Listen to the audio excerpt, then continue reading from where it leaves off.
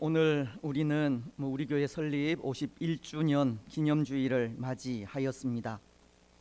여기까지 우리를 인도하신 하나님의 은혜에 진심으로 감사드립니다. 에벤에셀이라고 하지 않습니까? 사무엘상 7장 12절은 이렇게 말씀하시는데요, 사무엘이 돌을 취하여 미스바와 센 사이에 세워 이르되 여호와께서 여기까지 우리를 도우셨다 하고 그 이름을 에벤에셀이라 하니라. 에벤에셀이라는 말은 여호와께서 여기까지 우리를 도우셨다는 말입니다. 하나님께서 지난 51년의 시간 속에 변함없이 우리 교회를 도우셨고 오늘 여기까지 이르게 하신 겁니다.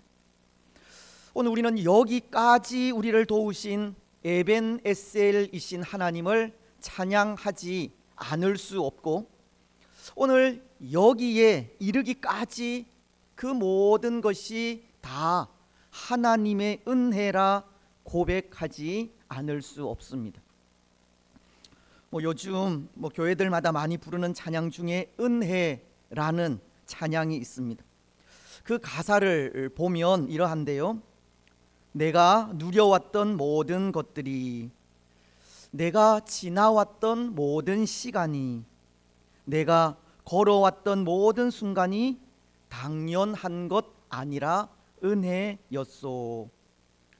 아침 해가 뜨고 저녁에 노을, 봄의 꽃향기와 가을의 열매, 변하는 계절의 모든 순간이 당연한 것 아니라 은혜였소.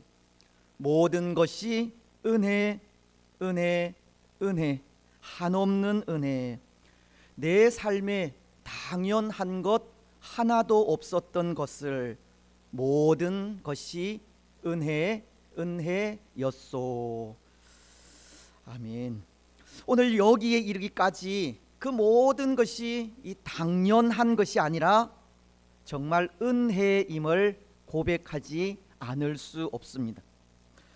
그런 의미에서 이 찬양 우리 함께 부르지 않으면 섭섭할 것 같은데요, 1절만 우리 함께 찬송하겠습니다.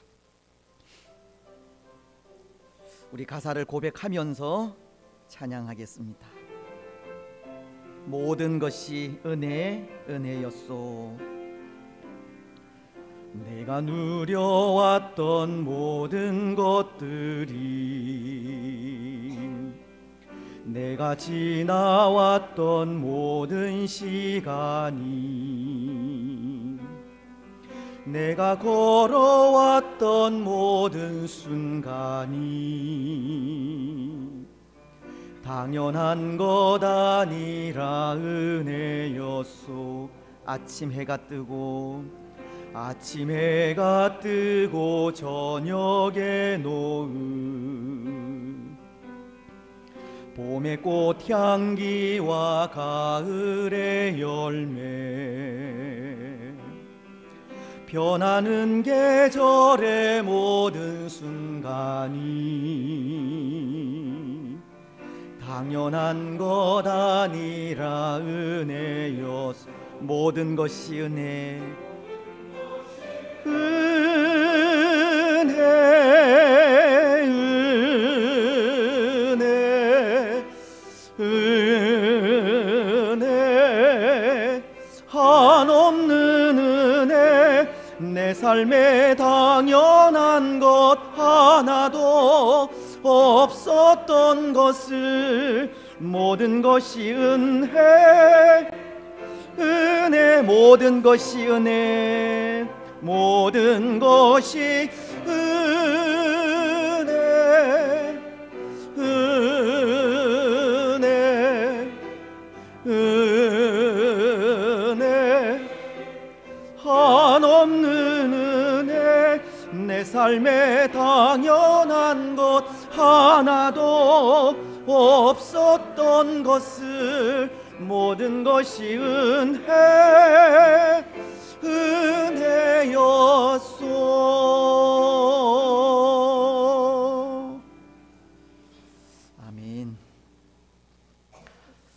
그런데 여러분, 오늘 우리가 이렇게 우리가 살아온 그 모든 삶이 다 하나님의 은혜라 고백하는 그 이면에는 그런 마음으로 인해서가 아닌가 합니다. 하나님의 사랑으로 인해서입니다. 하나님의 은혜를 고백하는 그 고백은 하나님께 받은 사랑으로 인해서라는 겁니다. 하나님께 받은 사랑이 크고도 놀라운 것임을 알기에 그것이 은혜라 감히 고백하게 된다는 겁니다. 찬송가 85장도 4절을 통해 이런 고백을 하지 않습니까? 예수의 넓은 사랑을 어찌 다 말하랴. 주 사랑 받은 사람만 그 사랑 알도다.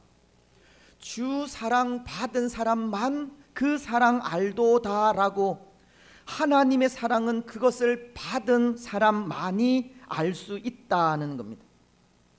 하나님께서 사랑하신 사람이 어떠한 사람이고 그 사랑은 어떠한 사랑이며 또 어떠한 때 그 사랑이 주어졌는지 하나님의 사랑은 그 사랑을 받은 사람만 알고 그래서 그것이 하나님의 은혜임을 고백하게 되는 겁니다. 오늘은 찬송의 가사를 많이 인용하게 되는데요, 제가 좋아하는 찬송 중 하나는 찬송가 304장 그 크신 하나님의 사랑이라는 찬송으로 3절 가사는 이렇게 노래하고 있습니다. 하늘을 두루마리 삼고 바다를 먹물 삼아도 한없는 하나님의 사랑 다 기록할 수 없겠네. 하나님의 크신 사랑 측량 다 못하네. 영원히 변치 않는 사랑 성도여 찬양하세. 여기 찬송을 작사한 분도 이렇게 하나님을 찬양하고 그 은혜를 송축하는 것이 하늘을 두루마리 삼고 바다를 먹물 삼아도 다 기록할 수 없는 하나님의 한없는 사랑 때문이라고, 하나님의 사랑으로 인해서인 것을 기록하고 있는 겁니다. 또 찬송가 310장 하나님의 은혜로 라는 찬송의 가사도 1절을 통해서 이렇게 찬송합니다. 하나님의 은혜로 이 쓸데없는 자 왜 구속하여 주는지 난 알 수 없도다. 여기 이 고백 속에도 아무 쓸데없고 쓸모없는 자가 구속함을 입어 하나님의 자녀가 된 것이 하나님의 크신 사랑으로 인해서라고 그 은혜를 노래하고 있는 겁니다. 오늘 하나님의 은혜를 고백하는 사람들의 마음에는 다 하나님께 받은 크고도 놀라운 사랑이 있음을 가르치고, 그리고 그렇게 하나님의 은혜를 고백하는 것이 바로 그 사랑으로 인해서라는 것을 가르쳐 주고 있는 겁니다. 뿐만 아니라 또 하나, 오늘 하나님의 은혜를 고백하는 사람들의 그 이면에는 이런 마음으로 인해서도 아닌가 한데요, 자신의 연약함을 아는 마음으로 인해서입니다. 하나님의 은혜를 받을 만한 자격이 없지만 그럼에도 은혜를 받고 있다고 자신의 그 연약함을 알고 있는 겁니다. 그래서 그 크신 하나님의 사랑이라는 찬송도 하늘을 두루마리 삼고 바다를 먹물 삼아도 하나님의 그 크고 넓은 사랑은 다 기록할 수 없겠네라고, 이 가사 속에 담긴 작가의 마음도 하나님의 그 크신 사랑, 그 넓은 사랑을 받을 자격이 없지만 그런 사랑을 받고 있다는 고백을 하고 있는 겁니다. 하나님의 그 크신 은혜와 사랑이 나같이 연약한 자, 나 같은 죄인에게까지도 주어질 만큼 크고 놀랍다는 것을 고백하는 겁니다. 찬송가 310장도 그렇지 않습니까? 하나님의 은혜로 이 쓸데없는 자 왜 구속하여 주는지 난 알 수 없도다. 아무 쓸모없고 쓸데없는 자신이 하나님의 은혜로 구원함을 받았다고 이 자신의 연약함을 고백하고 있는 겁니다. 하나님의 은혜를 고백하는 사람들의 그 이면에는 하나님께 받은 사랑과 아울러 자신의 연약함과 부족함, 그리고 자신이 죄인이라는 고백이 담겨져 있음을 볼 수 있는 겁니다. 여러분, 이런 모습은 오늘 본문 속의 사도 바울도 마찬가지라 생각합니다. 사도 바울도 오늘 본문을 통해 이런 고백을 하고 있기 때문입니다. 먼저 13절 상반절은 내가 전에는 비방자요 박해자요 폭행자였으나, 그리고 15절 마지막 부분은 죄인 중에 내가 괴순이라. 바울도 이전에 비방자요 박해자요 폭행자였으며 죄인 중에 괴수였음을 고백하고 있는 겁니다. 바울도 하나님의 은혜를 고백하기까지 자신의 연약함을 고백하고 있다는 겁니다. 그렇습니다. 사랑하는 여러분, 오늘 우리도 그렇습니다. 우리도 이전에는 사도 바울과도 다를 바가 없었습니다. 우리도 전에는 비방자요 박해자요 폭행자였으며 죄인 중에 괴수였습니다. 아니, 지금도 그럴지 모릅니다. 비록 지금 우리는 이렇게 하나님 앞에 나와 하나님을 예배하고는 있지만 여전히 구원자이신 예수님을 영접하지 못한 죄인일 수 있고, 혹 예수님을 나의 구원자로 마음으로 믿고 입으로 시인은 할지라도 아직도 나 자신을 버리지 못해 나의 성격대로, 내 주장대로, 내 마음이 원하는 대로 살아가는 비방자요 폭행자요 또 박해자일 수 있는 겁니다. 그렇지 않습니까? 근데 정말 그런 것 같습니다. 오늘 우리가 이 죄인 중에 괴수라는 고백을 할 때 그것이 꼭 예수님을 믿지 않았을 때 행하던 행실로 그렇게 말하지만은 않는 것 같습니다.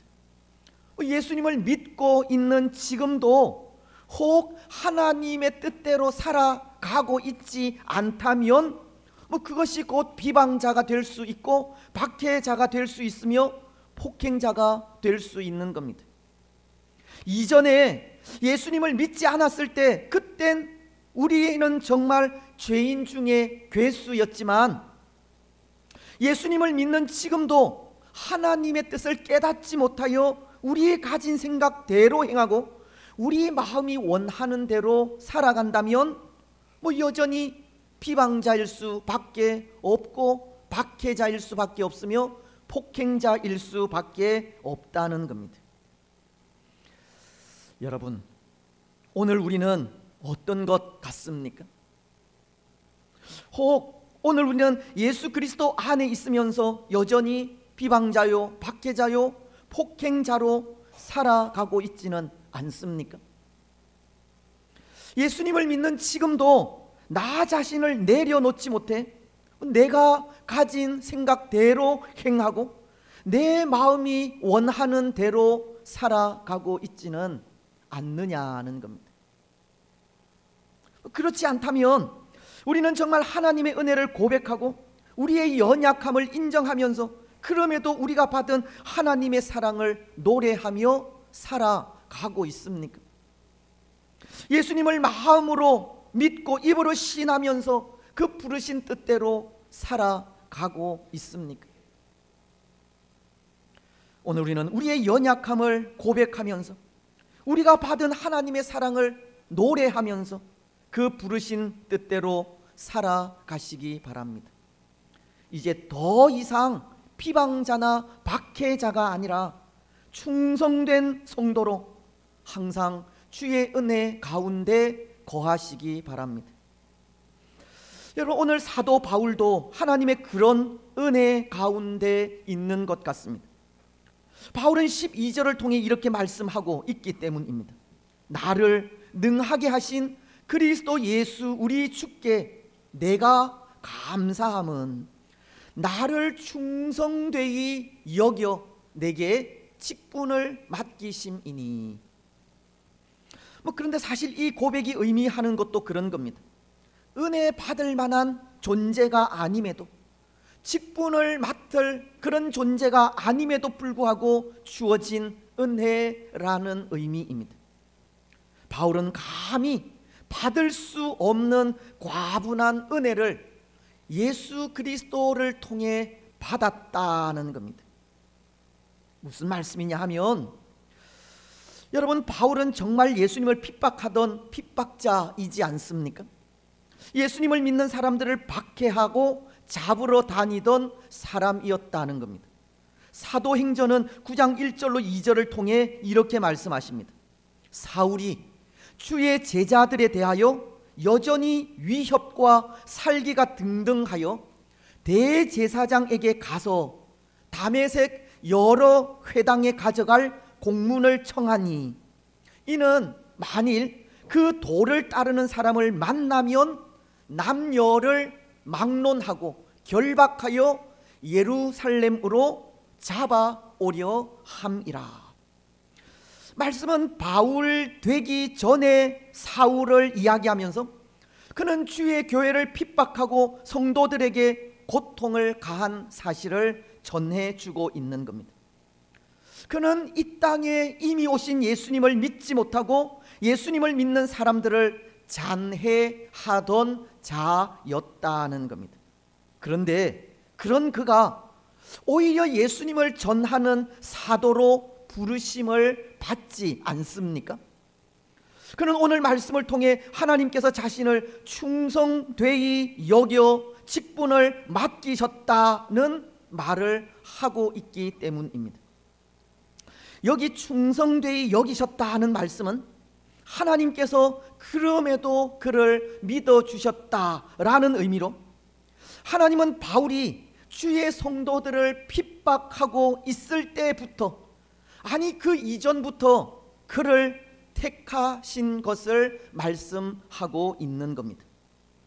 이것이 의미하는 것은 전적으로 부패하고 패역한 우리 인생을 아무런 조건 없이 하나님의 자녀로 삼아주시고 직분까지 맡기신 것이 하나님의 은혜라는 것을 가르치는 겁니다. 구원받을 수 없는 자들을 구원하여 주신 것이 은혜이고, 교회로서의 사명을 감당할 수 없는 자들을 불러 교회로서 세상의 빛과 소금으로 살아가게 하신 것이 은혜라는 겁니다. 오늘 바울은 그런 은혜 가운데 있다는 겁니다.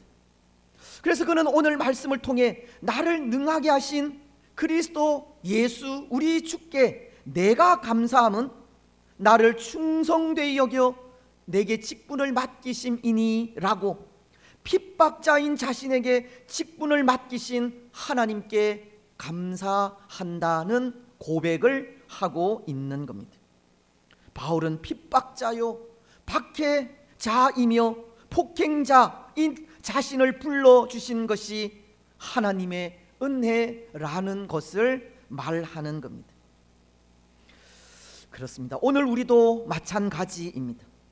오늘 우리도 여전히 죄인 중에 괴수이고 핍박자이며 박해자며 또 죄인 중에 괴수이지만 하나님은 아무런 조건 없이 하나님의 자녀로 삼아주시고 교회로 불러주시는 겁니다. 여전히 핍박자요 박해자요 폭행자일 수 있는 우리를 충성되이 여겨서 직분까지 맡기셨습니다. 오늘 우리도 그것이 전적인 하나님의 은혜임을 고백하면서 감사하지 않을 수 없습니다. 찬양하지 않을 수가 없습니다. 그런데 여러분, 때로 우리에게는 그런 모습이 있는 것 같습니다. 우리가 받은 이 놀라운 은혜를 너무 쉽게 생각하는 모습입니다.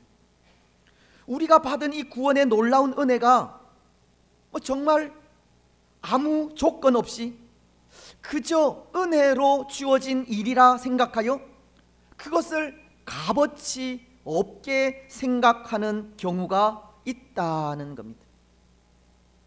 별 대수롭지 않게 생각하는 경우가 있는 겁니다.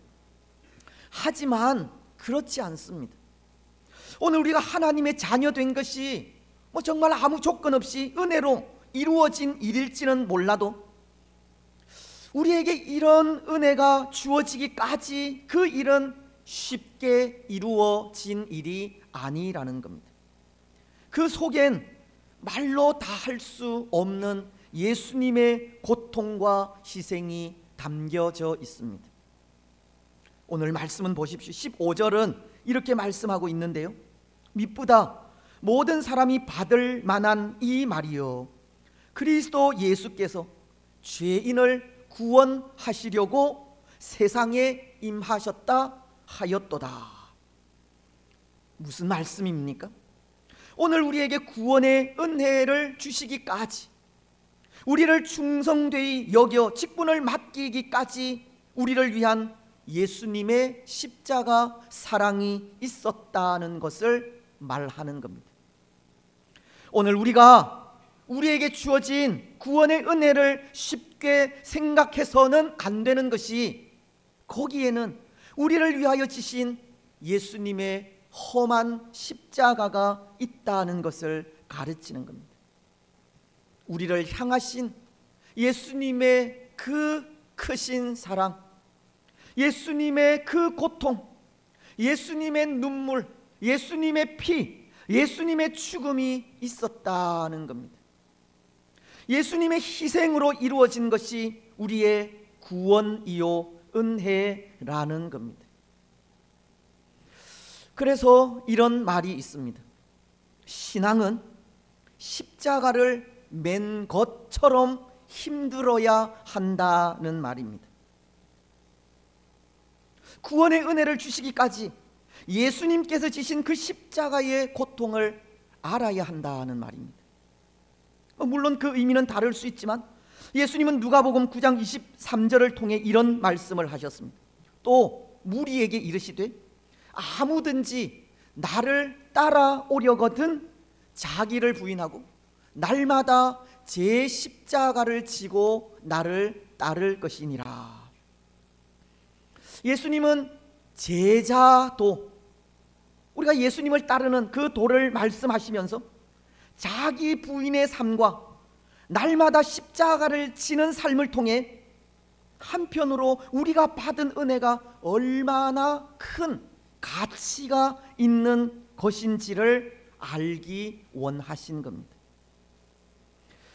그렇습니다. 사랑하는 여러분, 예수님의 희생으로 주어진 것이 구원이요 은혜입니다. 비록 그것이 은혜로 주어지게 되었을지는 몰라도 그것은 얼마나 가치 있는 것인지 모릅니다. 그래서 그것을 안다면 우리에게 주어진 은혜를 함부로 생각할 수 없는 겁니다.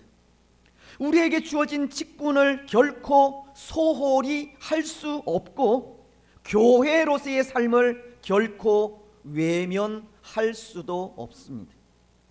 그런데 오늘 우리는 마치 그런 것 같다는 겁니다. 예수님과 나와는 아무 상관없는 듯 살아가고 있다는 겁니다.